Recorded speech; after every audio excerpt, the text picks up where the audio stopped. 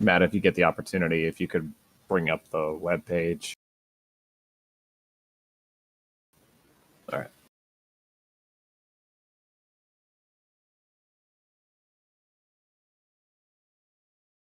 We're good now? Yeah. Okay. All right. So essentially, what this is a required structure service that is being seeded by NPCs. They follow the same pattern as the structure class that it's in. So smalls are 500 M3, and they are the Astra House, Athenor, Raitaro, and they're priced between 6 and 800 million ISK. Then you have the medium structures that are 50,000 M3, and they're priced from 3 to 4 billion ISK, and that's the Asbel, Tatara, and Forazar, respectively. And then you have the large structures, which is the Sotillo and the Keepstar. They're all 250,000 M3, and they are priced at 10 to 30 or 10 billion ISK for the Sotillo and 30 billion ISK for the Keepstar. Essentially, what we've read so far is that these are having 100% chance of dropping when the structure is destroyed. And it adds a mechanic to Citadel timers in which the services are offlined during the hull reinforcement time zone, during the hull reinforcement. So if the enemy successfully reinforces you past your armor time, the structure will not be able. You will not be able to access your clone bay. You will not be able to build things. Everything essentially gets turned off. And did we determine if tethering was considered a service or not? Yes, no, maybe so. I don't think anybody looked into it. Okay. I don't think it's mentioned. It's not mentioned in the... Tethering is not mentioned at all, so tethering is yet to be determined on whether or not that's going to be considered a quote-unquote service for the structure. I think that it possibly could be, but it's yet to be determined. So there's a couple of main issues that people have brought up, which is, one, is that it's being seeded by an NPC market, and two, is that it's 100% drop on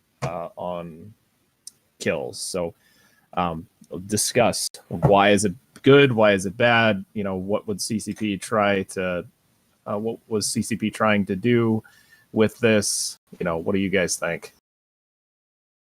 This is a tragedy. This is so unthought through, and it really completely undermines my faith in CCP. All the faith that I had gotten built from the fact that they were doing some changes that make sense. They were doing introduction of features like the storms that are interesting.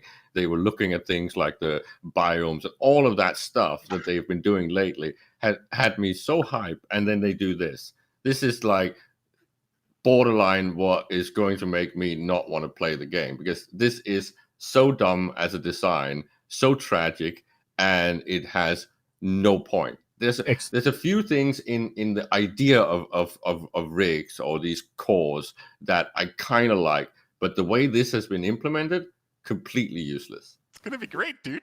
More shit for me to steal. Yeah, that's what I said before we actually dropped. This is going to be Cable's dream. He can now zoom around the whole universe and ninja loot these things off the field. Money. So why? Tell me why is what's bad about in your opinion? What's bad about the game design of it? Well, initially, let's just talk about it not being tied to actual production. PCC. Yeah, that is a little bit of an interesting thing that they decided to. So my initial thought process on the reason why they did this was because, as I said earlier, I think that CCP was trying to prevent a essentially streamlined production, and which would essentially drastically reduce the cost value of putting up a structure. So this is, I guess, another sunken cost thing that I think CCP is trying to prevent people from, spamming structures as opposed to, just building them and having a huge stockpile of them. Well, yeah, but there's not a lot of foresight on it when you think of like Bargos' complaint about high sec basically doubling the prices of their structures, right? It's not as effective in the null sec, but on high sec people, it's retardedly more expensive. You've just made it significantly harder for small groups to even start doing anything. Yeah. Whilst if 1 billion groups total are cost is gonna going to stop you doing something, you're in trouble. It's just not. It's fucking not. It's going to stop nothing. It's not so much that. It's smaller groups trying to get started. And it's like, oh, we're going to get a moon. Oh, we've now got to pay 2 bill instead of 1 bill. Well, that's going to take longer to pay off. Oh, it's just got bashed because X war decking group wants the core. Like, I get the concept that they're trying to go for, but okay, in their defense, okay, just to do a few in their defense and positive things. Having something like a core that is required does kind of make sense, and I'm actually not necessarily against someone like Cable being able to run around and harass and ninja loot these things. It's just that the fact that it's not a player build module really bothers me, like a lot, because Why? it's completely destroying the sandbox aspect. No, I think that's fair. Well, no, I think you should be able to affect the production of these modules to affect how many people can put out. Well, perhaps on the initial deployment, where we're going to have, think of how many structures are out there, and folks are going to need these cores to make them NPC available initially. Maybe blueprints are going to roll out for it, and the NPCs stop selling it. We've seen that before. Well, they could also, if they want these limitations, right? They could do a poll of all the characters in Eve, and specifically all the industrialists, and then they could say, okay, how much skill will it actually require to be one of the dudes that can actually build these things? That creates a completely natural bottleneck that you have to overcome. Make it so that it's really complicated, and make it so that your skill set is not necessarily going to be able to build all of these, right? This is the type of bottlenecks we need, but it's just not what CCP is giving us. They're giving us these patch things that band-aid solutions to things that's not really the core problem. It's the same when Dunk was just mentioning that scarcity failed. Yes, it's failed because they did it wrong, right? It's not really about flattening all of the resources in space. It's about making them varied and scarce in specific locations. And this is just the whole thing of thinking that there's easy solutions to this and not engaging in the discussion with the EVE player base. It's just tragic. And this, I feel like this is something we've discussed since Soundwave brought it up about Titans, and it's been shut down. It's just dumb. So kind of explain like what you were talking about with bottlenecks there a little bit. So like what's the, instead of having, what would be the difference between say a ISK bottleneck versus a commodity commodity bottleneck needed in order to actually build these cores per se? Well, because if the incentive is to add cost, right? That doesn't do anything, because especially when it's an ISK cost, because you can open your MER and then look at locations like OASA. Printing money in EVE Online is almost free. You just add more AFK clients and multi-box your way out of it. So it's not a problem at all adding an ISK cost. This is the dumbest thing I've ever seen. If you want real bottlenecks, you need to add things that are actually something that is really difficult to scale horizontally. Something that does not necessarily scale with, infinite slots. Hint, hint, could you remove that shit soon? The other thing is make it skill requirements. One of the things that I was face palming at was when I started seeing massive Macarial fleets, because fundamentally that shouldn't be a thing, right? This thing should be rare, but it's not rare because everything is just something we can brute force. We can just add more dudes that can sit there on the faucets and just suck on those tits forever, right? And that's why we started seeing Macarial fleets. And then the fact that there's no skill requirements to build Macarials, it's just a joke. right? Because that means that everyone and their mother can just add a new industry alt, and it doesn't even cost anything to SP inject him. Okay, It's like CCP doesn't understand the game. Caleb, the problem with a quick re-question. Could the idea of having them NPC seeded and then, like Nick said, flipping them to a BPO be due to the current war, so that it doesn't affect the fact that the goons have 180 shenanigans in their system? Well, honestly, no, because I don't think that's necessarily would be a problem for the war if they almost said, well, you can't structure spam like crazy right now, but this is just not disincentivizing enough. The price is not relevant. Well, no, but you got to think about it. If this drops January 12th, is Goons gonna have enough time to put all the cores into? It's fucking half a year, dude. Half a Yeah, I year. guess half a year. Yeah. Yeah, like so the long. Yeah, it's block so is long. going to have issues. Yeah, It should they're be not- like that's 2 already long months enough. at most. Reading this design makes me so Yeah. sad. It makes me really wonder if I want to play this game for the next 6 months. Well, if you look at just one of the things we're talking about with currently the cores will be NPC available. For every keep star you own, that's a jump freighter to go get one and deliver it. There could be some interdiction travel and fights on that too. But again, it's just so low brow, right? They haven't. Okay, let's say that whole thing about shipping them from these NPC stations can actually add some mortality into the mix, and these things can potentially get destroyed. Well, really, why not just say, okay, these things can only be built in NPC stations? That would be an interesting idea. Yeah, narrated as if like only Concord or whatever has the tech to do it, and they're not releasing it to Null. Yeah, and you have to go there and actually bring your expert that can then supervise your building of the core. Something. I don't care. It's just if you want to put in these bottlenecks and limitations, you have to start. It feels to me like CCP does not understand their own game sometimes, and I just don't get it. They keep flattening it. They keep allowing this cannibalization, this multi-account, multi-alt design. And this is just another brute force design added to the game. It will not do what they want it to do.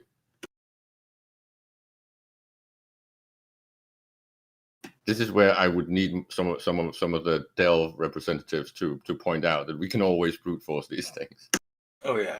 On the point of messing with the actual transport from NPC space destruction, could that have an effect on the current war?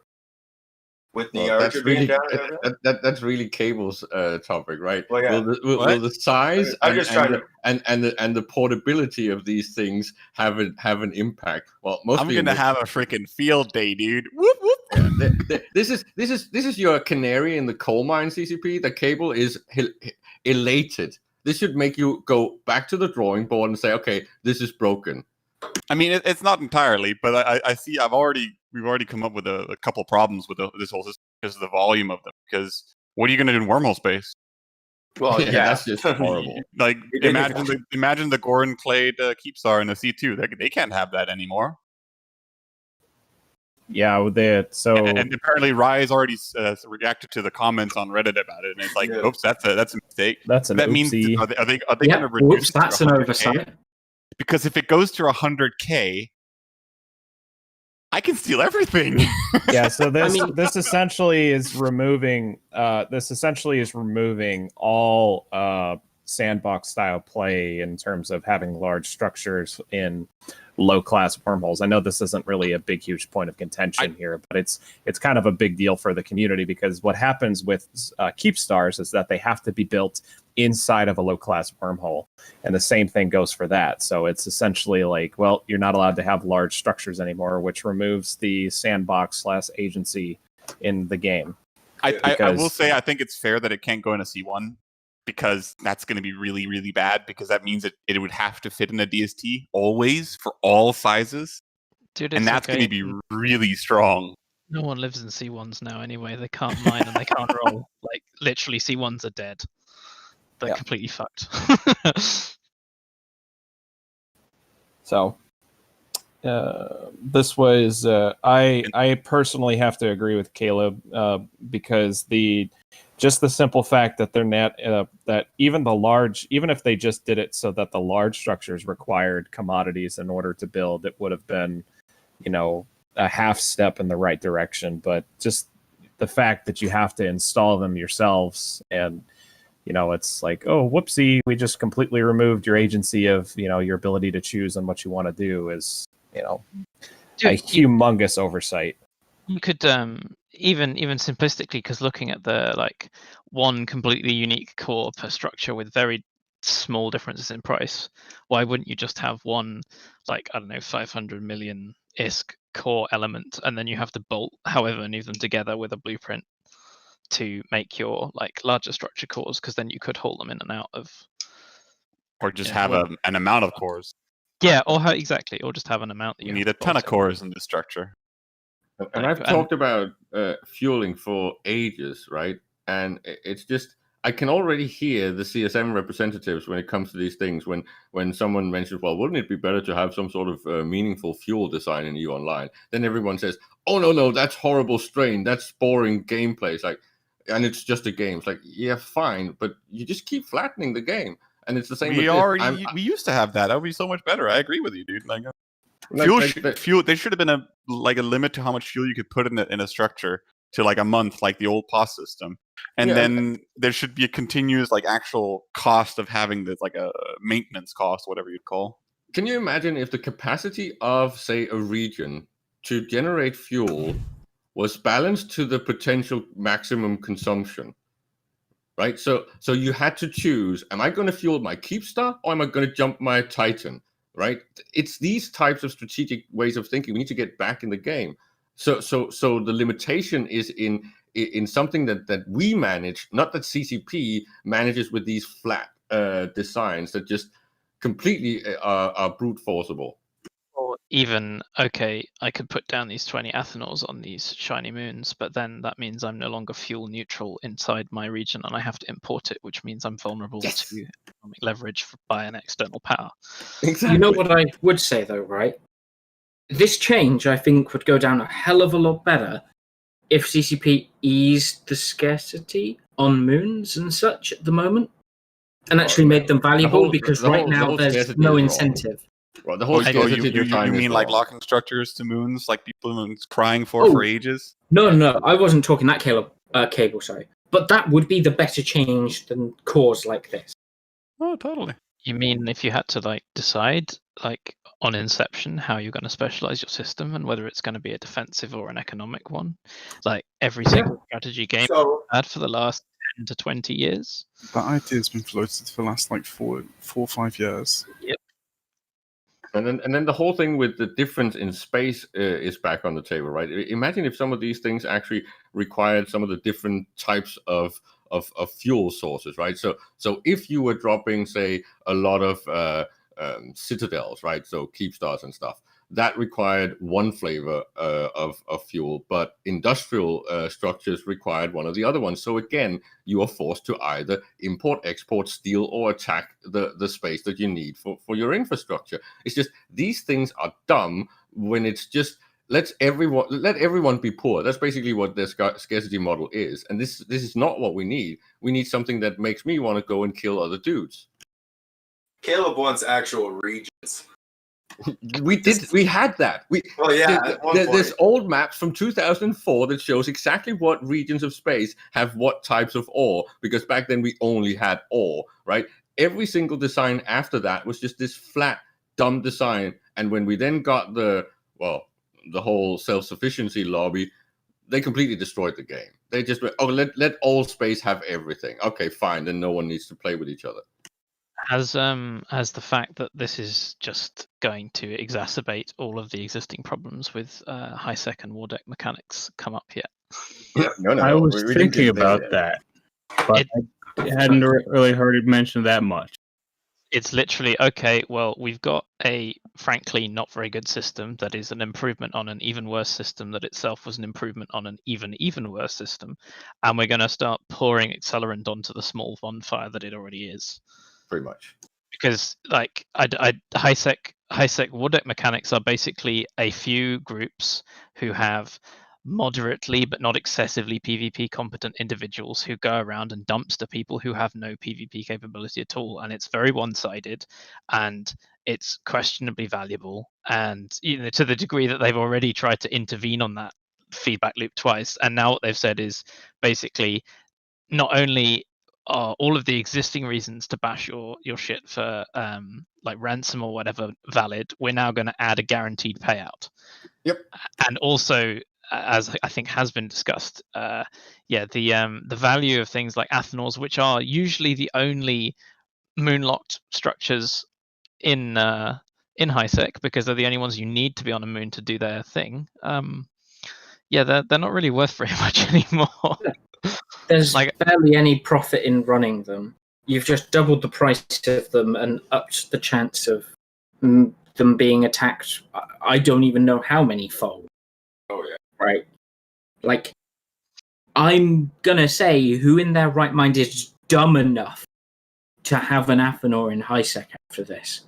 I don't think that any will be put down. I think it will just be the people who had them down already and are hoping that they can ride things out, and whether they flip between ripping them all down or whether they invest the core is going to be an interesting thing to see. But I as we were sort of discussing in text, I think this is a change that was aimed squarely at one part of the game, and just the impact to other sections of the game has not been considered in any depth. And it's not even I'm currently one of those high-sec people that are running a number of, moon mining Athanors.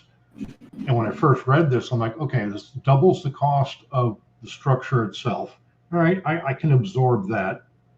But every little grief dude out there, it's going to make me think hard of how much of these do I really need back up, especially with the current state of what you get mined off of it. I feel like this is CCP strong arming, because I cannot imagine that the CSM has actually not said this is actually bad for the game. They must have protested on this. Otherwise, in my opinion, they have completely failed their voter base. Dunk was in chat talking about it. I don't want to put words in his mouth, but from what he seemed to be saying, he didn't seem too pleased with that. Okay, I'll quote him. It's a giant retroactive tax with no benefit. Pretty much. Oh, and with the nice downside of making everything Cable's loot dream. The loot script has been optimized. It is now 0.001 second faster. Just saying. Good job. Woohoo! Go break some more stuff. I had found 3 bugs in the last event. Maybe a good question to think about. Are they looking to consolidate groups in HiSec so that there's not going to happen? More small guys? Because the whole point is, the reason they're small guys is because they're playing with their 3 friends. Yeah. They're completely clueless as to how the rest of the game works, and they're quite happy staying in their bubble. Like, these people. Well, I'm going to take exception to that. Don't know how the game playing 13 years, most half of that null. I'm pretty good at how this works. I'm just currently in HiSec due to real life issues, and you know what? I just got a small group, and we're just hanging out. Yeah, I'm sorry, I wasn't meaning to kind of denigrate HiSec dwellers.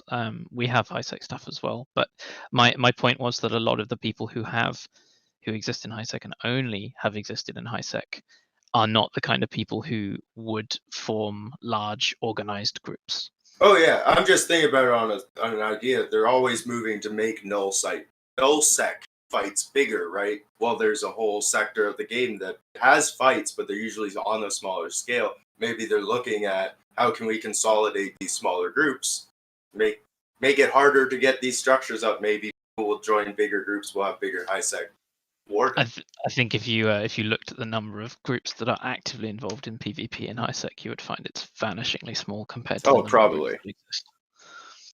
And I just I don't understand this whole disincentivizing of structures. To me, that makes no sense. I think we should have more structures and less NPC.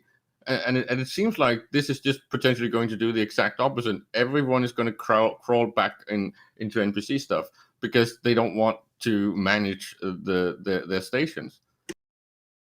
as far as their point on getting people to fight over structures, I feel like that can also be tied back to when they released asset safety. I mean, it's kind of Delete it.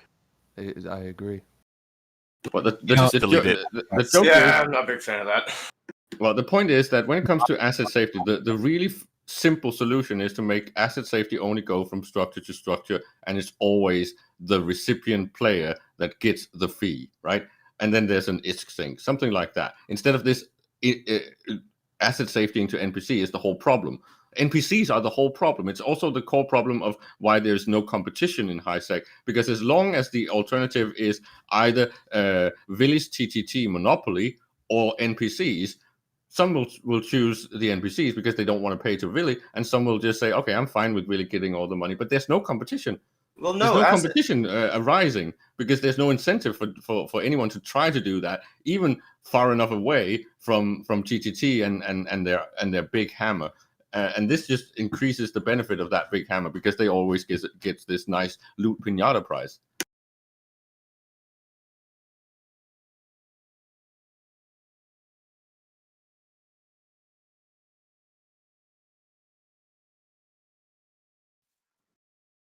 I think you missed the ICY guys, but yeah, I get your point. The point is we need more competition of player structures in high sec. We need more incentive and motivation and gameplay around structures, not less. The fact that people have used these things for like trolley spam, okay, fine. But then find a better solution. This is not it. I'm actually surprised nobody mentioned the fact that if you don't own any structures, you are immune to war decks, which is generally a common tactic nowadays in ISEC, especially if you're a small guy. You just get your 5 friends in a corporation. As long as we don't own any structures, we can all be war decked. Which is why I keep saying that the solution to that is that freighters, jump freighters, orcas, anything of the large hull size can't dock in NPC stations. Problem solved.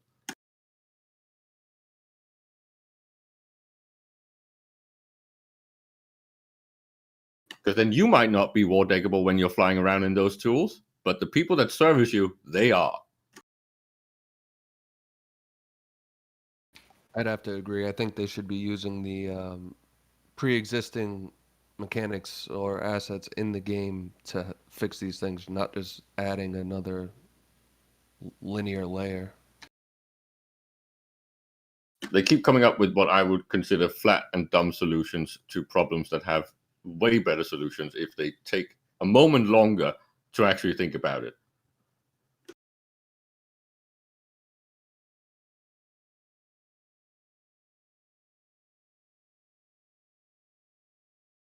Well, the snarky side of me wants to know which CSM member agreed to this, but that's being jokey.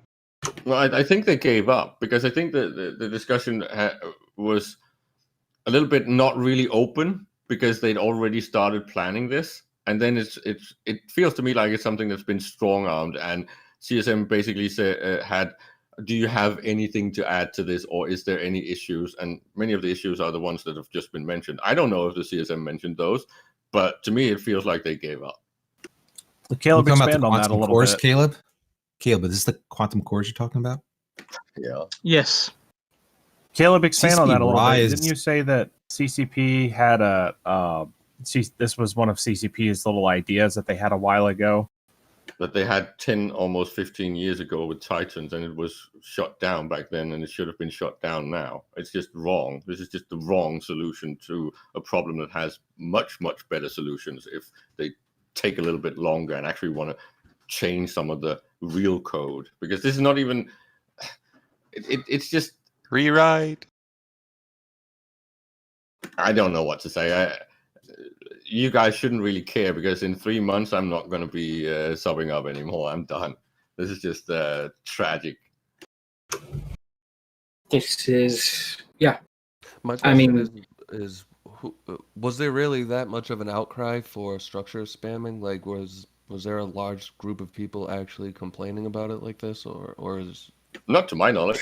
I mean, did Simple Farmers push Legacy that far? Is that what did it? Like, That's the only major case of structure spam I can think of. I mean, Caleb, you're not quite alone there, because after I'm done winning all the events, I'm probably going to quit too, so, Because this has made me lose faith, right? I thought they were actually serious about fixing the game and bringing it back to some of the cool things from the past, right? Because so many things used to work back then. Of course, it was not a perfect game. We had many issues with things that didn't work. But some of the things that did work was the things that were basically conflict drivers. And they haven't talked about any of this. And then they brought in the scarcity thing in this flat thing. And I accepted it because I said, okay, that's to kill stockpiles. But then we didn't have the discussion any further. They haven't done anything more. They brought in the weather thing, but not the biome. So not the differences in space. It's like, are you going to do something? Are you going to fix it? Are you going to have this conversation? Or are you just going to completely ignore the fact that your game is stagnant, broken, and cannibalizing itself? So back when we had the abandoned structures, there was a lot of chat around asset safety and whether or not CCP was going to remove it entirely out of K-Space. And CCP Rise went on one of the shows, and he did share with us the asset safety is not going to go away. We're always going to have some form of asset safety in K-Space. Oh my god! And he also leaked that there's a you're playing with an idea of a token that when you deploy a structure, you install a token that has some IS value, and when the structure is destroyed, even like not in a not abandoned state, the token would always drop. So the attackers always have a way to make money. Well, this is essentially it. So this is something they told us about months ago. Yeah, but it's just it's so half-assed, right? I'm sorry, but can I jump in, Caleb? I just want to catch this one quick. But Ari, are you talking about bloody asset safety in that? That would have been the sensible choice. The token tied to asset safety with 100% drop rate. Yeah, that makes sense. If this only had that feature, then I would kind of like it. But again, my solution has always been that, well, make it player-to-player only, right? If you can only asset safety to another player structure, then you can play that cat and mouse game of actually chasing down the assets until they actually don't have any structures left, right? And then, as I said, if you make it so that you can only asset safety up, so only from a smaller structure to a larger structure, and that means that when you're talking keep stars, you can only asset safety from a keep star to another keep star, but never to NPC. Then it becomes an interesting gameplay emergent thing, right? That makes you want to chase things around because you know that these things are potentially just moving up the chain, and the bonus prize is there in the end, right? Yeah, but even that's kind of dumb, Caleb, because really, if we look at the asset safety, what CCP's already said it, asset safety is mainly for people who leave the game and come back like later and find out that station's been destroyed. And it's like they don't want to take those assets from those players who are coming back. So easily solvable. You tie it to a time-based leave thing. And it's like, yeah, if you're not gone for 6 months to a year, it's not in asset safety. Yeah, they already said that. They're already on record multiple times saying they're not going to remove asset safety in that regard. Yeah. Asset safety is still going to be there. It's not going to be a punishment system. The only way it's a punishment system is if your structure goes abandoned. This literally is the idea. Rise says this was there to provide IS value for destroying structures that they leaked months ago. It literally is the exact same thing. And why are we surprised? When has CCP given us months notice that, hey, this is what they're thinking about doing? They implement it, and all of a sudden we're feigning surprise over it. Should have never given us 6 months to fix it on all structures. Should have been max 2 or 3. But that's just my opinion, you know. Giving people half a year is kind of like stupid. Well, yeah. With the current it's really, situation, really freaking stupid.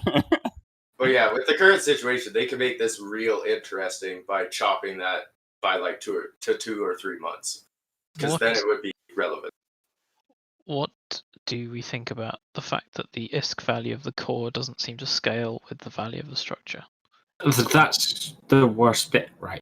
Mediums is the same price as the structure. Larges is 10% of the price of the structure. No, XL, sorry, is 10%. I mean, the core is worth more than some medium structures now. Yeah. So like, hello? What makes no sense? So if you had those, I mean, I guess if the medium cores were less valuable, there would be no point to them. They wouldn't really represent any. True. But I mean, they're also 500 M3. I can literally steal them you could steal them in a bomber. Like, but I mean, I'm just looking at the IS value at the moment. I get that. To my mind, I guess the main run is that the XL structure cores are too cheap. If you wanted some kind of they should scale properly. Yeah. It should be like 60 billion or something like that, at least. Yeah. Maybe even 90, maybe even 100 billion for a what's it called, Keepstar on. Cable, you're getting greedy there, brother. I don't know what you're talking about, dude. Totally unbiased. But again, it's just like everything else that has a flat NPC structure. It doesn't make any sense, right? If you think about inflation over the past 17, 18 years, right? How much more money has been flowing into the game? How much more ticks you can get per minute? None of the prices in the past have been corrected, and this is going to be potentially the same. The more we see people with play styles that just farms ISK infinitely, these numbers are meaningless. They don't mean anything. If it's not dynamic, it doesn't mean anything. If it doesn't have call it a carrying capacity or a number of units that gets produced and put on the market each month, it's still useless. It doesn't do anything.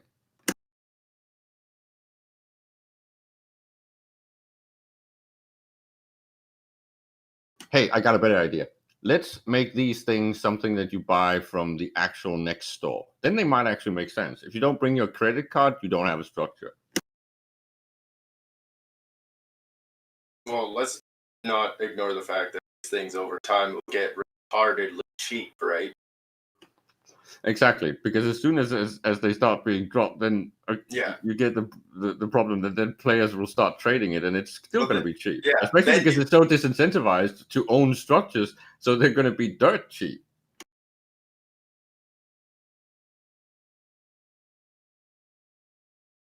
We just take a moment to rejoice that there's no quantum core operations skill book associated with this change. Oh my god! Just you wait. Just you wait. Too soon. Definitely too soon. But no, okay, we're not in growth yet. I was expecting us to go back in proper growth in actual players in EVE Online, but we've not seen that, and things like this is definitely not going to help. Seriously, not going to help. Interesting question. Would it change if it was like an LP-based system instead of ISK?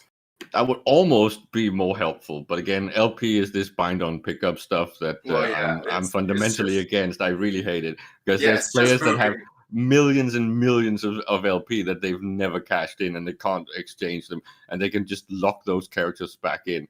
Just take something like research points. So many veteran players have just left their research alts sitting there just grinding research points forever, and they can lock in tomorrow and completely crash the data core market. There's just so many of these things in EVE Online that's fundamentally still broken, and it's not being revisited and fixed.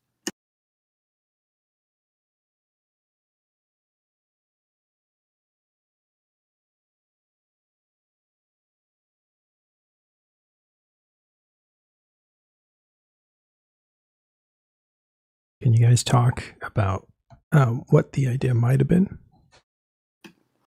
Well, I don't. That's the point. I don't really necessarily even see what it's supposed to solve. Well, try. Put on your thinking cap and try. Well, if it's proliferation, based on what Rise originally said, Rise said that they were looking for a loot mechanic. This is I can't remember which name of the podcast this was on, but it was around the time Abandoned Structures was announced that they're looking for a way to reward attackers who attack a structure that's not an abandoned. And that's when he actually leaked, quote unquote, leaked this idea, is this is the leading thought in terms of what CCP is going to solution. This is why I said make structures drop the rigs.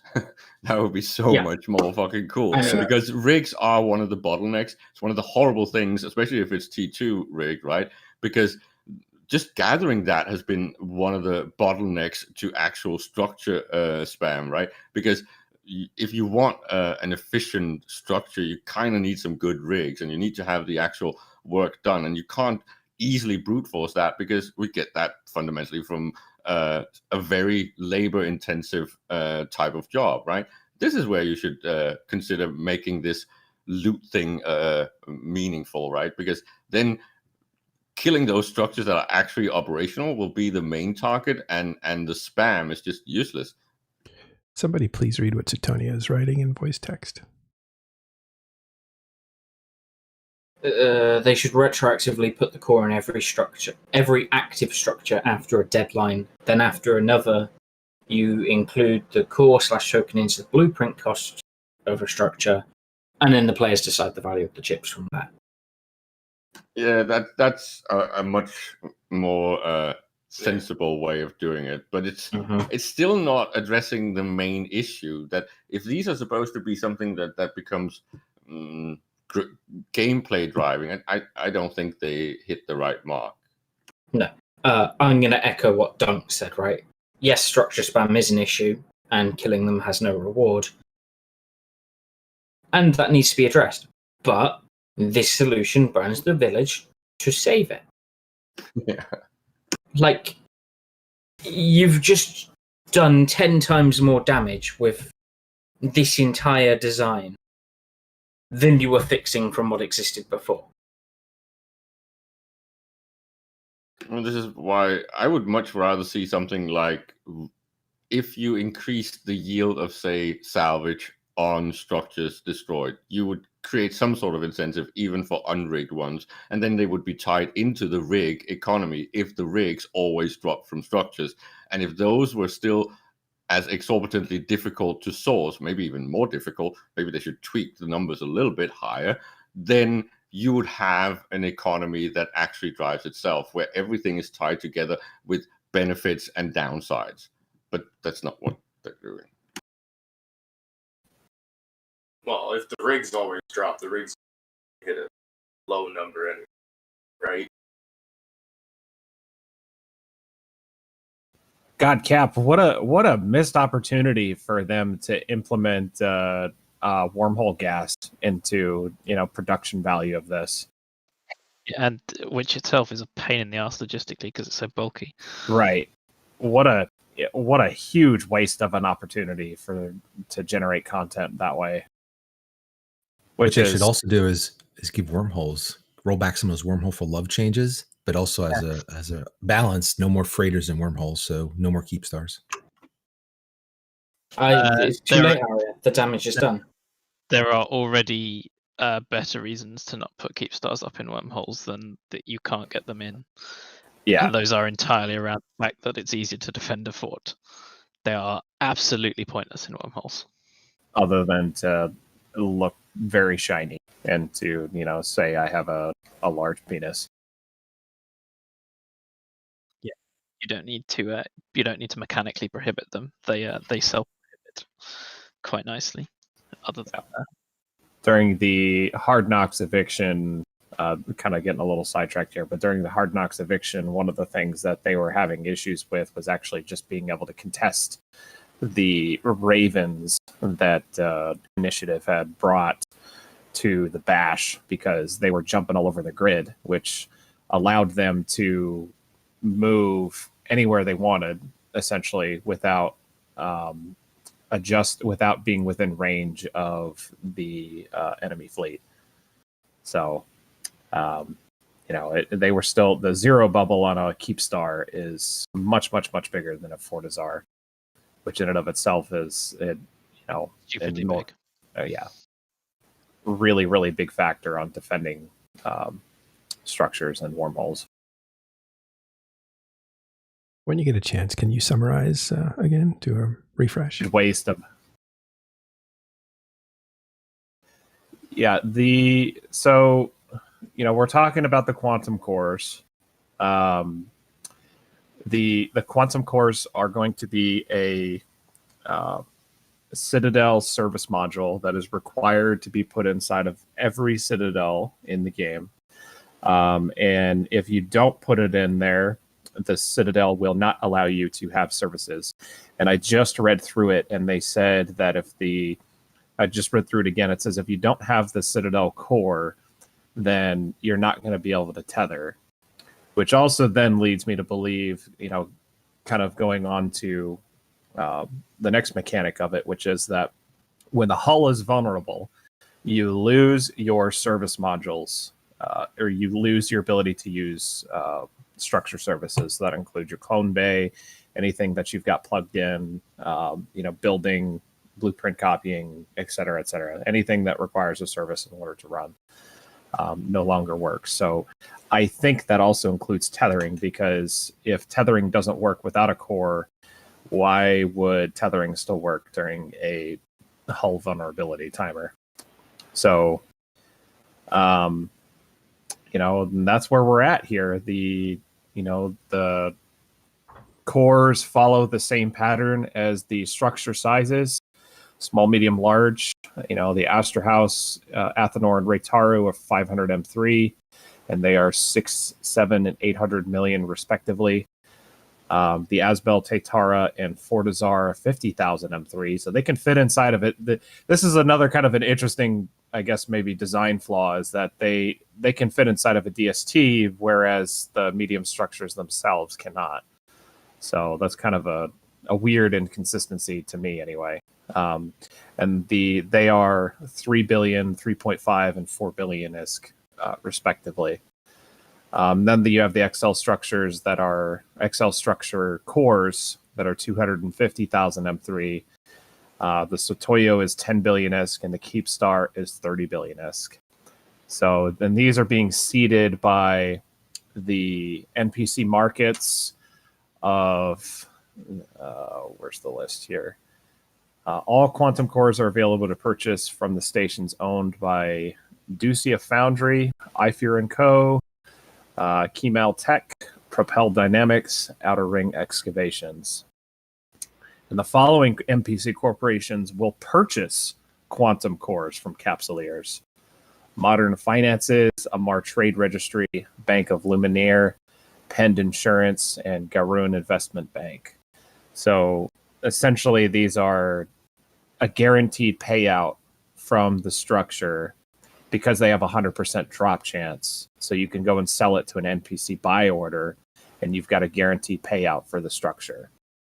It's player blue loot. What we don't know is it going to be the same value of the purchase, original purchase versus the turn-in? The NPC may only be buying 80%. I would imagine that it's probably going to be smaller, just because, for logical reasons. What's the mass on the cores again? The core, so it's small. Smalls are 500 M3, mediums are 50,000 M3, and the XL is 250,000 M3. Okay, that makes sense.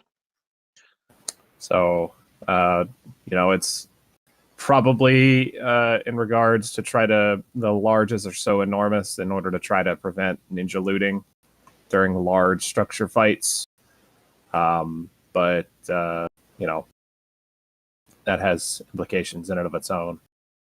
But yeah, this has been an interesting change from CCP. Obviously, a lot of people have different opinions on it. But again, I'm really disappointed that CCP did not use this opportunity to maybe try to do something else with gas, because we've been trying to ask them to do stuff with gas for years in order to try to drive people up. And we talked about this on Saturday as well on the Anoikis Connection, where we discussed, Captain Air and I and my other guests discussed that gas was needing a bit of love, especially considering the only thing that it's really useful for right now is T3C production. And, because T3Cs are in such a weird balanced state right now, it just hasn't driven people to be interested in getting involved with T3 tech production. And then they've needed another avenue of, something else to be used with. Yeah, I'm mainly surprised they didn't tie this to some sort of production somewhere. Yeah, there's tons of stuff that needs love. Let's just again mention pyridine isogen, which is right now being treated as crap. That's useless, and just has no value. Right, right. Let's look at hangar floors at the fuel production. The fact that everyone and their mother has like trillions of fuel materials on their hangar floors because it's not being utilized and used for anything. And you mentioned gas. There's so many things that needs love when it comes to the ecosystem. And then bringing in this thing that's basically just ISK back and forth is like, shit, seriously. Especially when it's stuff that they could easily narratively fit in and not have to make a whole item. Right, because if you think of a power core, okay, well maybe you need a ton of gas in order to actually utilize the power core, Exactly. or and you need these particular minerals in order to you react the gas and the minerals together in order for you to make a substantial power core. Oh yeah, it could be as simple as you're going to condense the gas into a solid. Right. That's your thing, right? Imagine there was a soft cap on structures such that you can plonk one at the Lagrange point or whatever point you want to name it as for each moon or planet, and then you can plonk them wherever else you want, but the fuel cost goes up a lot. So you can always offensively plant a structure if you're willing to pay the fuel bill, but otherwise you have to be a bit more economically minded about how many structures you're going to plonk down and where you're going to plonk them down. Same with the fact that logistics, when you have a lot of structures, might need a little bit of love, so you can almost move your fuel from structure to structure using something like asset safety. There's many things that should be considered in this, but we need to start talking about the bottlenecks in a meaningful way, and this is not meaningful. You could build a physical pipeline, think of like an X game factory link. And you just say, right, I can just dump fuel in here, and then it will propagate all throughout the system in half an hour. And then if it can destroy it, it's even more. Some PI in your system instead of the planet. Well, if there was a network between all your structures and it was tied to something like you can only put those down if you have sovereignty, right? Then you could have this whole network of things that could actually be disrupted and destroyed. That means that you're basically creating this sort of pseudo timer by cutting the fuel pipe connection in one location to the rest of the grid. There's so many things that could be done that would be way more fun and way more creating of emergent gameplay and conflict. Well, yeah, you just take the planet interaction system, throw some iteration on it onto the systems and how you control and manage it, right? And so you simultaneously made logistics more complex, but also much easier to execute. And I think one of the other things that has been discussed and since implemented, if I understand correctly, is that one of the problems that used to exist with fueling was that you had to be able to get into the structure to do it, whereas now you can just drop things in. And that is one thing that would be resolved, right? The fact that the network would then be the fuel network, and then putting in something like a siphon would be hilarious gameplay. Yeah, I mean, it would be an amusing thing if you put an offensive structure in and somehow manage to siphon off fuel from your opposition's pipeline, for example. You could have squabbling over. You could have your until the structure is destroyed. You could have your weekly raid of the fuel pipelines in the system to fuel your own structure. Floaty bubbles for pirates as you siphon gas off of the system. Yeah, I mean, but the point is, there are many good and more interesting ways of trying to drive structure proliferation down and player conflict up, and this is very much a reductio ad absurdum style approach. I have to agree really heavily with who was saying that we need to. It was Caleb. Yeah, I have to agree pretty heavily with Caleb on the fact that if you want, I feel like if you wanted to keep the costs up of these things, because in my mind, it's if you're going to have a baseline cost and that it's never going to move. To me, it's like if you're trying to, it seems like you're trying to keep the value of it from getting driven down, essentially. If you wanted that to happen, I feel like the best way to do that is to do what Caleb said, which is add additional pipelines to it, but also increase the time is required in order to build it. Make the like the minimum build time on these things with Tech 2 rigs, like 45 days or something like that, or 30 days, or something like long and ridiculous in order for it to be effective. And this is why I said that if they consider doing something with the structure rigs instead, making them always drop, and then say, okay, let's assume that we wanted something like what they're trying to do, then take all the current rigs, all the blueprints on that, right, and then just multiply the time by 10, right, and multiply the requirements, so the material values, by up to 10 in actual cost, and add some of those things we just mentioned, things like gas or things like pyrite and nitrogen, so we can actually get some consumption of these things. There are ways to work with what we already have. I don't understand why they want to bring in a feature like this that doesn't really do anything meaningful. And you can still keep the 100% drop on these things, and they would still be considered loot in a large respect, or maybe do it so that you get like a reduced.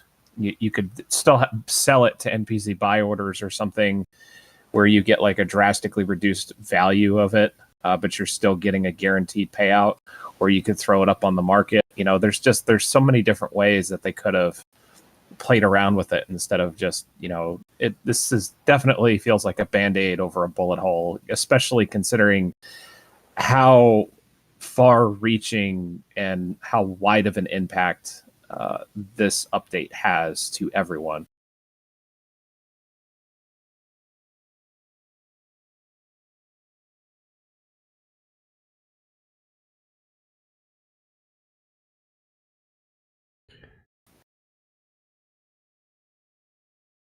All right, if you run out of things to say, look at chat, see if there's some comments there you want to highlight.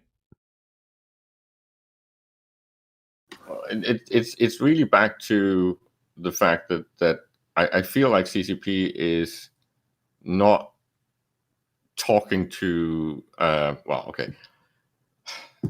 feel like they're talking to people that are inclined to not want to add strain to the gameplay, and I think that's a mistake, because I'm honestly of the opinion that the never nerf attitude and the don't touch my Rorqual, don't touch my anomalies, don't touch all these things that have made the game easy mode, because then I have to actually work. Well, that is exactly what caused everyone to just use multiple accounts instead of actually playing the game. It's cost us so many players that they have brought in these things. And this has very much the same familiar thought about it. So Jeff Gilbert said 100% drop should never be allowed. Should always be a risk of not getting it. What do you guys think about that in terms of this mechanic here? Like if we were to have everything that we've discussed over the past hour or so with this, if it was an actual drop and it actually required commodities and stuff in it, should it still be 100% loot drop? I would do exactly the same as I've said that I would do with other loot. I'd tie it into true sec, so it never drops in high sec, but it always drops in null sec and in wormholes.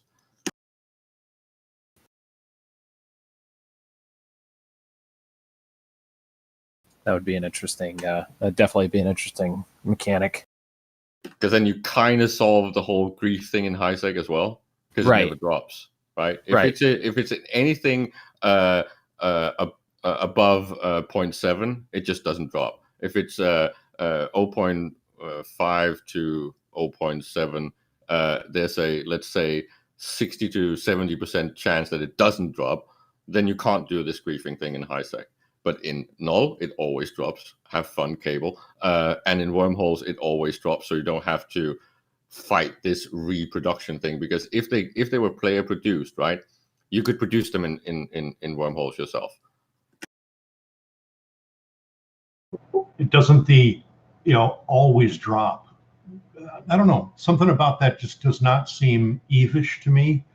Of I'm going to always get this loot. No, but you won't. You won't. Do that. But you won't, Nick. If you think about it, if it was destructible, so you could actually shoot it while it's there in space, or if you can ninja loot it, then you won't always get it. Yeah. Right? There is a risk that you won't, but it's always based on players. As an actual loot fairy, it should drop in null and it should drop in wormholes. So the proliferation or the population of structures is potentially the same. I would only agree to that up to the point of in null, it should have a very good chance of dropping. Not 100%. That's just, you know, I just You mean can't- like overseer I effects cannot that are 100%? subscribe to that. I mean, we already have drop tables at 100% already. DED sites, for example.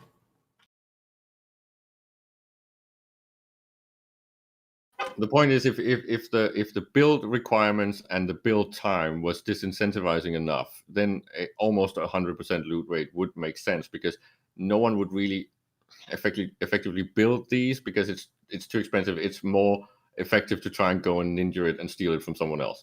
That would be a conflict driver. So in that sense, that could make sense. It's like essentially a form of emergent gameplay, right? It's like with faction Fortizars. You know, how many faction Fortizars were stolen in Fountain whenever that happened? Teddy, you got one, right? Or did you get two? Can you imagine if those rigs had been 100% drop all the time? So they would pretty much be something that you were chasing because you knew from intel that who's actually had them. And you could go and say, okay, we want that structure because it's got that blingy rig in it. Teddy, how many did you get? A Soitio and a faction Prometheus.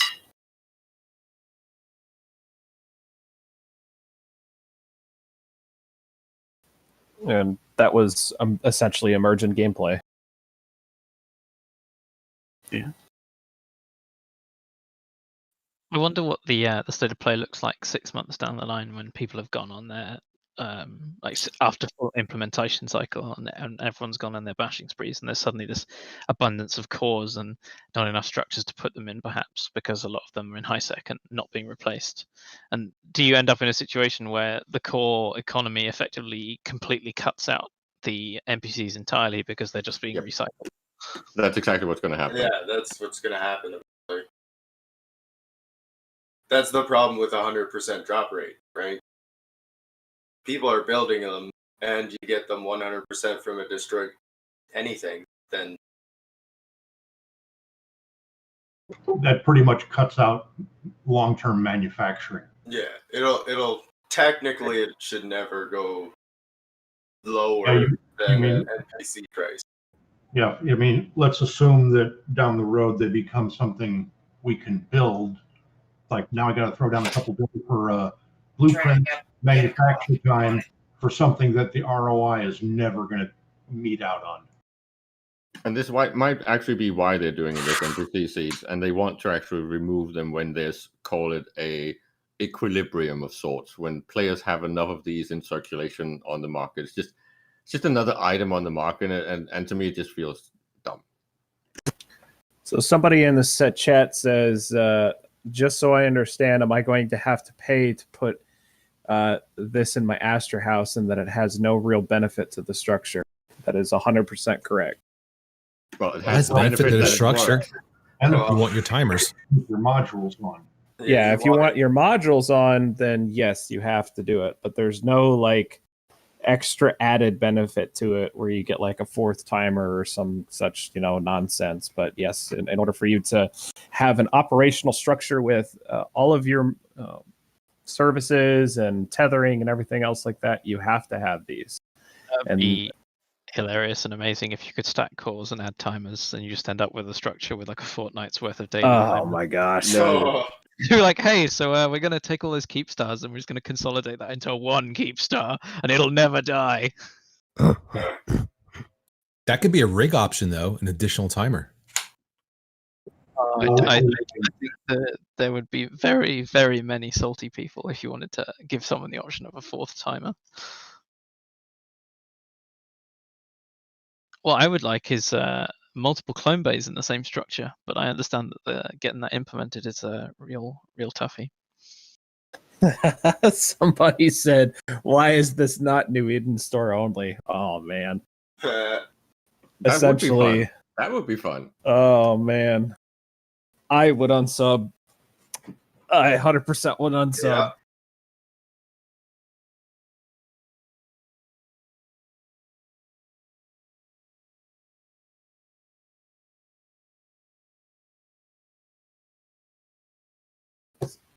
But yeah, ultimately they become trivial in nullsec because of the 100% drop. Because they're as soon as they take over a region, they're going to be able to repopulate it.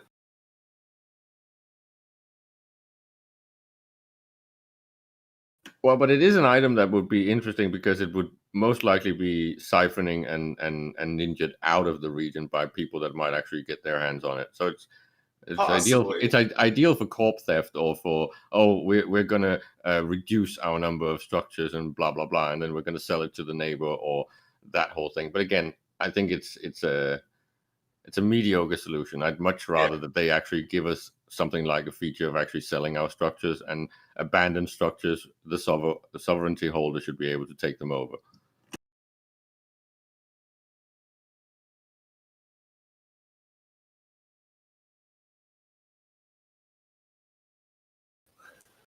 So, what'd you say? No, you can give her Ty. Kind of to recap, final recap here. I'm curious. Does anybody here actually think this is going to stop structure spam? Nope. No. Not at all. And it's okay if you do. Like, if you want to speak up on it and say that it, you feel like it is, that's totally fine. Don't, I'll try to keep the wolves off. But I'm actually kind of curious to think if anyone actually thinks that it's going to. Even chat's like, nope. Like if they gave them less time, then it might affect the current war. But that's about it. But it still strangles the little guy. This is one of the few exceptions where I will actually mention the little guy. This has only got a benefit for the people that are already in there and already have all their things out. And anyone that does not have the ability to run really efficient structures are just going to fold and not exist anymore. Oh yeah, as a Gutter Eve player, I'm not building structures in high sec right now. Not part of my plan anymore. Which is a shame because that was one of the fun parts about having stuff in high sec was being able to have all these player owned structures. And it seems like CCP was trying to make this more of a sandboxy style playing of the game, and now they're forcing people back into NPC stations in order to I guess absorb more tax money or something like that. I don't know. The general Joe Blow in ISAC doesn't even have structures either way because the war deck immunity is way more important than having a structure. I mean, if I want a citadel, I just use the TTT in a shop. If I want to refine, reprocess, if I want to, compress ore, there's plenty of citadels that do that already. So I don't need a citadel. So Murray actually said something here in voice chat. You guys here in on stream probably didn't or can't see it, obviously. He says that it will mitigate offensive structure spam almost entirely. So, I mean, do you guys still think that, or I mean, it would for a time, but if it's 100% drop, like let's say it was implemented during the Fountain invasion and takeover that just happened, right? They would have just been able to reseed the entirety of Fountain with the cores that dropped. Or use those to go into Delve, right? So they don't have to re-spend that money to the Imperium absorbed the cost for them by giving them the structure. Would have incentivized them to stick around and make it a bigger fight, I guess. How many structures approximately has been destroyed in Fountain so far? Like, give me a rough number. Is it like 3 dozen, 4 dozen, 100? I haven't really been keeping track of that too much. Does anybody know off the top of their head? Well, I mean, even if it was, how many keep stars have died? 4 or 5? 4. Yeah, 4 or 5. 5. So 5 keep stars have died. So, I mean, yeah, that's true. That's, 5 additional keep star cores that could have been, taken. It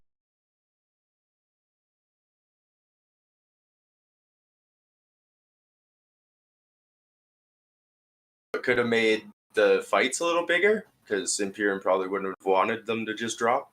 But I'm not sure I necessarily agree with that entirely, with that notion either, because, I mean, all you really need to move your capitals around is Fortizars, and considering the fact that the Fortizar, the Fortizar core can be fit inside of a DST, which then in turn can be jumped wherever it is that they're going. Then that's trivial anyways. Yeah, the logistics on that is pretty trivial, and I guess the only thing that they would really have to worry about is a keep star, but you're not going to put up a keep star unless you know for a fact that the keep star is going to be relatively safe and defended, right?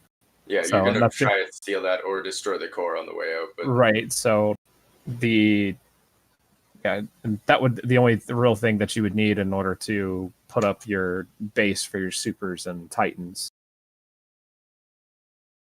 So that's all my ideas. Can you not remove? Go ahead. It's just, again, I don't really understand exactly what the point is. Is it because the servers can't handle the proliferation of structures? Is it that there's too many structures in the game that CCP doesn't like that? Is it because of the aggressive spam usage of structure? What exactly is it supposed to do, and why? Because I would, again, say, I don't want less structures, I want more, and I want more meaningful structures, and I don't think this helps.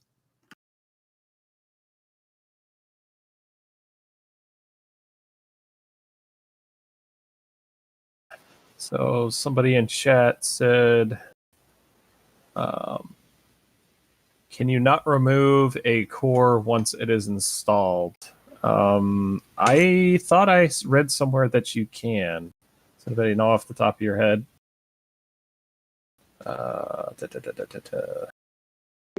Don't recall seeing that in the release notes, but I could have missed it. No, you can't get rid of it unanchoring your structure. Say that again. You can get rid of it when you're unanchoring it? Yeah, when you scoop it, it also drops. Okay. So it looks like a permanent part of the structure.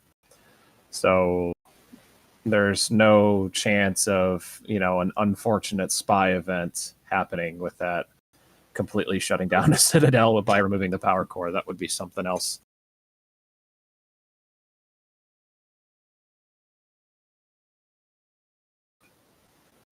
I have 18 structures, all in Fountain. Okay, so the 18 structures were killed in Fountain. I assume there would be a limit on how many were dropped and eventually tied to Saw. This Total Madness I still do. Yep, I agree with that a little bit.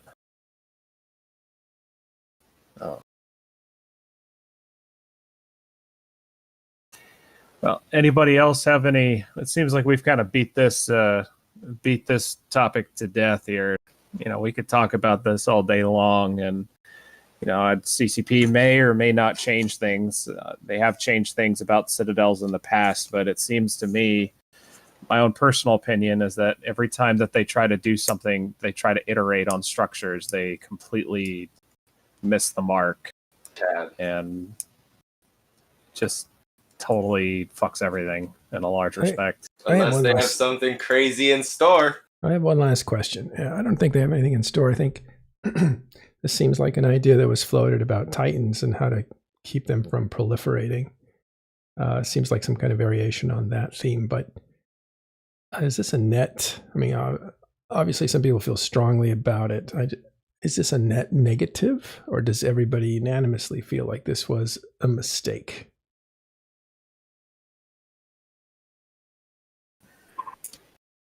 What do you mean by a net negative? I guess is the first question. Is this mechanic not going to work or backfire for what their intention is, or do you think there's something that will be serviced by this that is not important? What is the well, if what is it the might upside? resolve the aggressive spam to some extent, but there's too many downsides. There's too many things that are now going to be reduced in game value, in my opinion, from this. And of course, it's already been mentioned, the barrier of entry stuff. And well, again, I hate saying the little guy, but if you want to actually use structures and you want to build your own little thing, this is just disincentivizing. It's pushing everything to bigger organizations or people that are able to consistently grind ISK, because you're putting this bling thing in front of people. So if you're not big enough, someone will come over and roll your thing just to get that core thing, right? And again, the fact that it's NPC seeded is the main problem, and that is why I think this is horrible and toxic. Well, if it's NPC seeded, why would somebody need to come and kill you to get yours? They could just get it if it's NPC seeded. Because it's a guaranteed payout. You know, this is 100% going to demolish people being able to put up their own little structures inside of HiSec. Because, you know, what's not the incentive to what's going to stop a war deck group from war decking your structure and then just destroying your structure and getting a guaranteed payout, because there's literally no risk for them. You know, all they have to do is camp inside of the NPC station and wait out the timers and then blow you up, and then guaranteed payout from the core. Even if it was 90% of, let's say it was an Astor House, even if it was 90% of the structure, that's a guaranteed half a bill payout. So that pays for the war deck, and then that also pays for, you get a little extra money out of it, depending upon how many structures were actually up. So, this is, and the 2 to 10 player corporations that are out there in HiSec trying to get the EVE experience and grow whatever it is that they're going, they're just gonna get dumpstered on this. Well, what if there's so many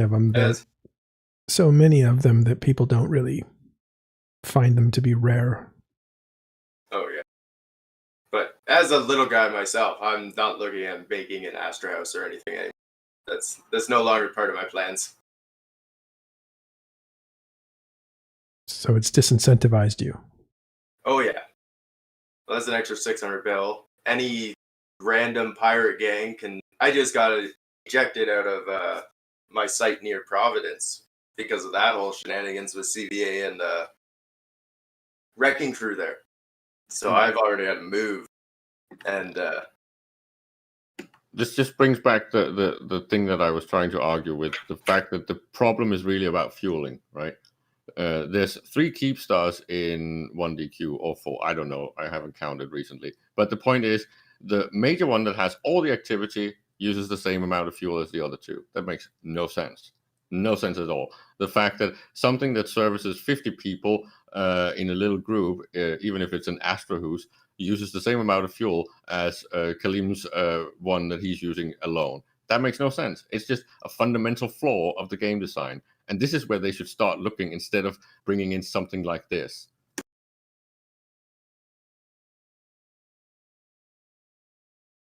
Is that something that an adjustment could help? Well, if we had fuel that was based on activity and not just these flat fees, that not a whole mechanic the entire economy of structures and of how you fuel them and service them. Not a whole nother idea, but could they get this idea into shape, or is this thing dead on arrival, can't be fixed with some adjustments to the price tag, for instance, or the quantity, etc.? It needs to be player made.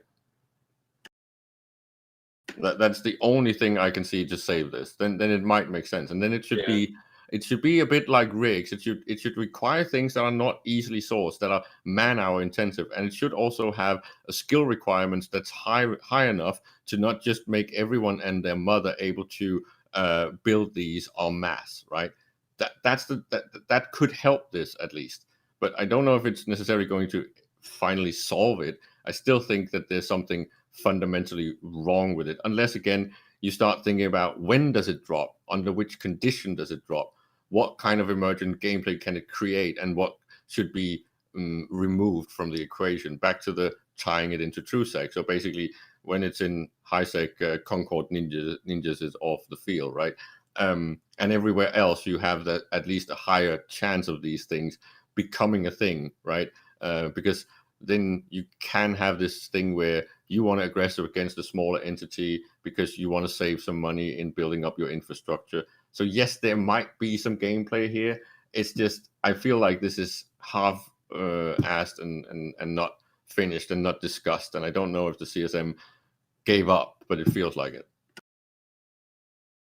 It sounds like they want to tie up a lot of floating ISK into objects that can be redeemed later, but which is going to be mainly tying up stockpiles of ISK as an effect to the economy. So there's less ISK in circulation because it's now sitting in quantum cores in citadels. Well, maybe they should turn off the money printing somehow then, if they want to talk about ISK generation. Yeah, I understand what you say. The other thing is that 6 that are like 100 man big are now basically, hey, there's a group that's like 50 dudes. We can stomp that and make some money, which makes it really a lot harder for people to get up. So even medium-sized groups are now at the mercy of the power blocks to stay alive. So I think the net negative is that small guys are going to be easy targets. Is that what we're saying? Well, the point is that they're not going to be incentivized to actually try to move on and evolve into actually owning structures because they have everything against them. This is just another step in that. Then you have all the war decking thing, which is fundamentally almost griefing, and this is going to be exacerbated by that. There's just so many of these things that why would you put the risk out there if so much is against you? Just live out of NPC stations because they're pretty much superior if you can tolerate the ISK things. What if Astra houses, for instance, or small structures would drop one of these cores, and medium structures would drop 10, and big structures would drop 50, and you needed 50 to run a big structure? Wouldn't the Astra houses like kind of be small potatoes? And you did lower the price for these things. I mean, it just seems like there's a way to make this work if the mechanic itself is a valuable mechanic. It ties into the utility, right, of the different sizes of structures. Well, if you have these things, they become redundant. It could have a purpose in HiSec. Like, it could cause a consolidation of HiSec players and cause bigger confrontations in HiSec if they're looking for that. But as Tiberius said, most of the groups are like 2 6-man groups, small groups that don't really consolidate anyway. So whether or not this incentivizes them to do that over using somebody's free market core, whatever structure. Well, you could But I think Z-Master raised the point though. If you're in a small 2-man, 3-man corporation HiSec, do you really have structures now because of war decks? Sure. I mean, your choices is either use an NPC structure or use another player structure. I don't really see how that changes too much. So yeah, there's the refutation to my devil's advocate. All right, a little more on the metagame, you guys. Who made this change? Why'd they make it? I think it's something that might have been bouncing around for a while. And again, the whole idea, of course, goes all the way back to Soundwave's comment about Titans. And there is some merit to the whole thing of how do you effectively limit proliferation and how do you...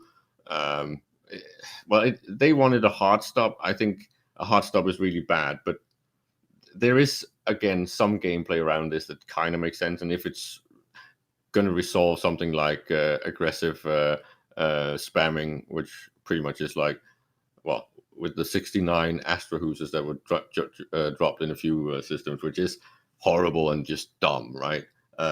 It's just speed bumps. Stuff like that should not really be possible. But I don't know. It just feels like it's not really been on the drawing board long enough to actually discuss it, and I don't feel like the CSM has had any input on this at all. So I'm going to plug TIS for a minute. If you are listening to the TIS feeds, CCP Rise actually leaked this in April on one of the FC chats by Pando on the TIS feed. And he had indicated this is one of the leading ideas that CCP is looking at for structure changes. Now, of course, the devil's in the details in terms of the items being sold and bought by NPCs. Players can't create it. And those are all the details we didn't have. But the general idea has been floating around for at least April when it was revealed to the players. I have to believe the CSM knew about it. Oh, yeah. I mean, how would we know about it and the CSM not? It's just whether or not they were asked for input or the okay, right? So some of the features from CCP, I believe, almost get like hot dropped in the face of the CSM, and they hardly have any time to actually comment on it. That's happened before. Well, we're making assumptions that they knew or didn't know. We do know that, at least here in chat for YouTube, Dunk Dinkle, former CSM member, seems to be against it. But again, I guess my point is, if the player base knows, I don't know you can assume the CSM never heard of it. And it's also unfair that we are not presented with these things in enough time to actually talk to our CSM representatives and then say, okay, this is horrible or this is bad. This hurts all these types of play styles. So the CSM actually can go back to CCP and say, this is the situation. We have 7 days, right? 7 days, and then this thing is already basically being implemented without any feedback. It's the chaos era, and who says that player feedback is necessary? Like, this game is made by developers for players. Players adjust and evolve. Players don't make this game, otherwise it's rigged. If you're not happy with this change, just go speak up about it. Where should we speak up? That's what we're doing. That's what this whole reaction stream is. You mean official channels through CSM? Reddit, Evo forums, any channels you have, Twitter, speak your mind out there. Yeah, that's what they're doing, and that's why we had a reaction stream. It's first thoughts on it. What do you think, Billy, your CSM last year and this year? I'm not super thrilled with some of the pricing. Can we take you saying speak up about it as encouragement to, I don't know, protest? Sure.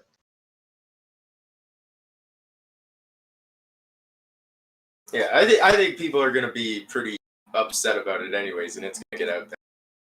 Eve community is pretty good at making themselves well heard.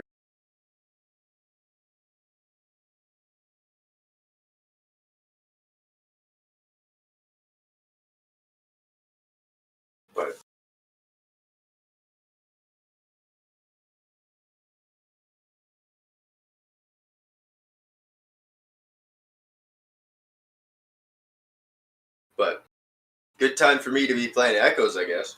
Did you guys know, Billy, on CSM, can you say if you guys were aware of this before it came out?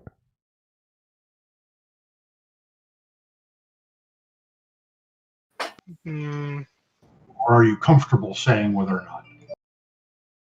I don't want to say either way.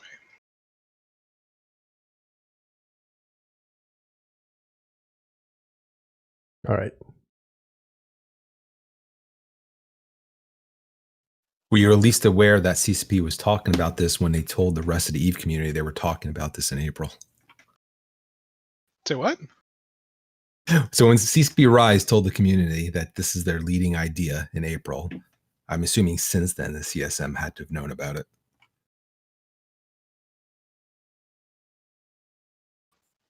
We always have like a very rough idea of vague concepts. Usually, I hope, although I've been surprised before. But the devil's always in the details.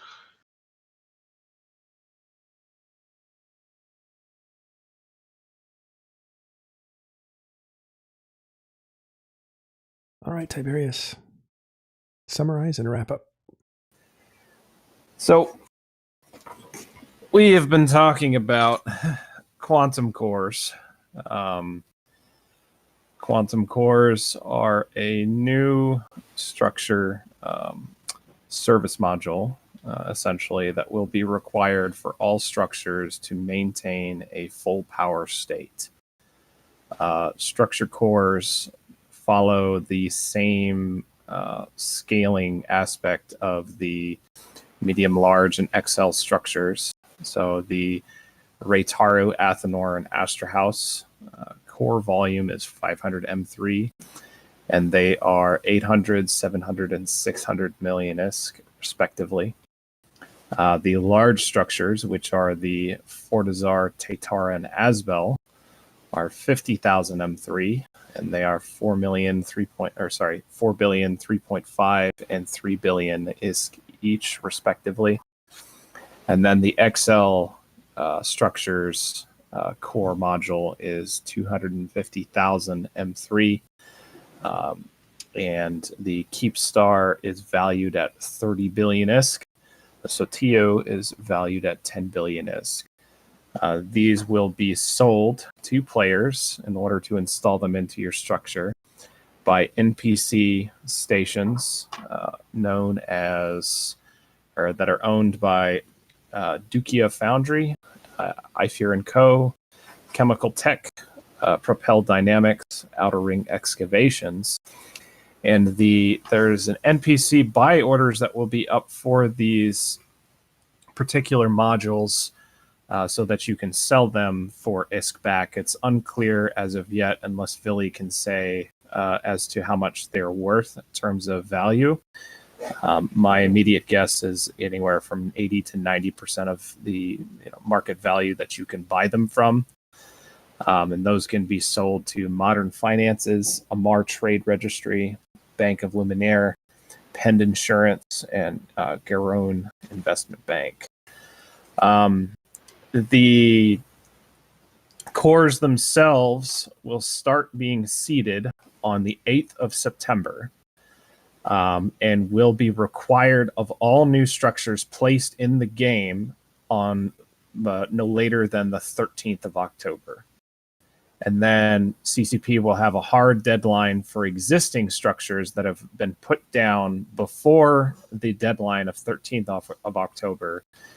Those will need to have cores by the 12th of January 2021. So there's a pretty significant amount of time between now and when they're requiring these structures to have them. But I think they're doing that specifically because the Keepstar cost is going to be just astronomical, especially for smaller groups that may own a Keepstar. An extra 30 billion ISK that you just have to come up with out of the blue to install inside of your structure. You would need a little bit of time in order to do that. And just to kind of recap on the mechanic wise of it, you need to have these plugged into your structures, otherwise you cannot use services. They're vulnerable. I believe they're considered to be in abandoned state, essentially, where you can kill them all the way through in one timer. I don't know how that loot drop works. I would imagine it probably follows the same pattern as abandoned structures do. And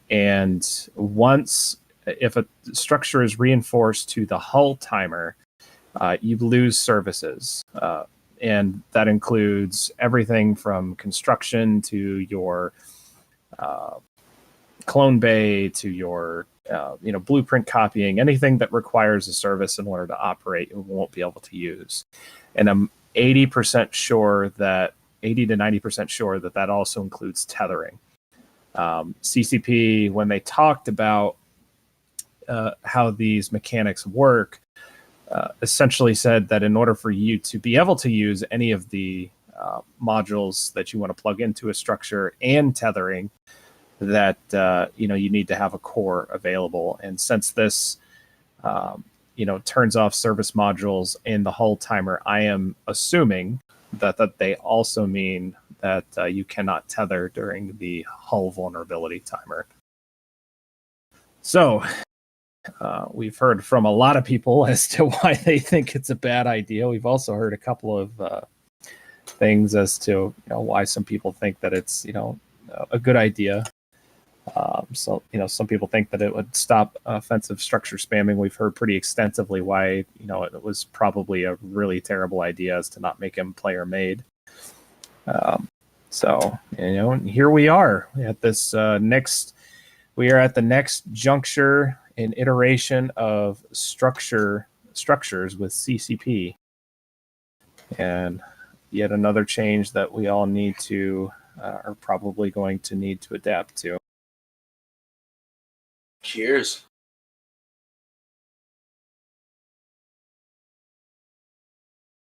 So I think we've just about beat this subject to death here, Matterall. All right, great. Thanks for coming. It's a pleasure. We'll see you next time. Talking Stations.